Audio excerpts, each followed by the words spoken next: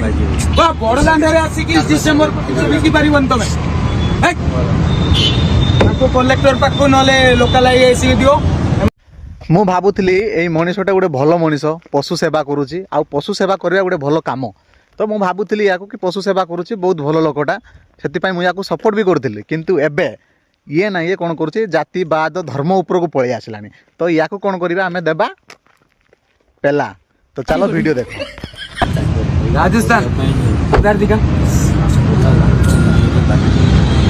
अरे ये हिंदू राष्ट्र है। रह रह रह रह कौन कौन हिंदू राष्ट्र बपा तो बपा बन हिंदू राष्ट्र ना तो माँ जौतुक नहीं आई हिंदू राष्ट्र को हैं सड़ा औकात रही कथा को औकात बुझलु। तो नेक्स्ट कौन कौन सुन, इधर क्रिश्चियन का चलेगा नहीं। कौन कौन क्रिश्चियन का चलेगा नहीं। हाँ भाई चलो केमी तो देश ना तो बपा बन देश को से नहीं तो बपा बन देश ना से कथाटा हैं ना कौन कौन राधा माधव तो भाया पशु मैंने गोबर खाई खाई तुम स्क्रू मैंने ढिला हो गलानी टी टाइट करिया को पड़िबो। नेक्स्ट देखो बड़ दांडे आसिक डिसेम्बर बिकी पार तुम कलेक्टर पाक ना लोकाल आईएसी दियो एमाने बसी पारे। अरे बाप रे लोकाल आईआईसी कलेक्टर तो बपा माने सब से माने तो भूल भूल कोड़ा राइट कोड़ा जानी पारंतिनी एमती ही से माने कलेक्टर आईआईसी सड़ा कुकुर निजे जाके भूल करुची रास्ता गोटे रोजगार करुवा लोक को लाथ मारुचु आ कहूँ आईआईसी आ लोकाल कलेक्टर को दियो तो मुहर लाज अच्छी ना हैं कुकुर सड़ा नहीं कि माधव ना मो अरे बाहर थिला भाषा।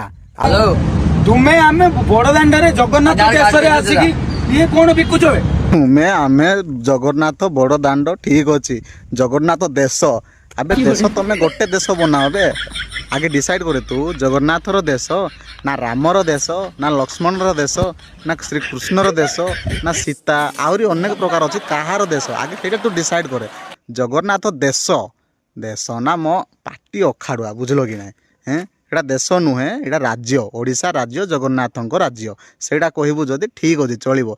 एबे कहतु ए वीडियो देखला पर तुमको कौन लगुच हैं एमाने भल काम करुँच गोटे दुई पैसा इनकम करुच्ची सीजन अनुसार दुई पैसा इनकम करुच्ची ता पेट पाटना पाए सी जदि से लोक को जदि से मारिकी बाहर कर पारुची माने को भाया मेंटालिस्ट लोक माने माने कह एमाने ही आम भारत में दंगा सृष्टि करुँच एमाने ही एमानको पाई ही आम भारत गरीब होइकी अछि एमाने बढ़ी बढ़ी जाउछंती आगो को किंतु गरीब लोक माने बढ़ी पारु नांती सीधा कथा मु ए राधा माधव को कहया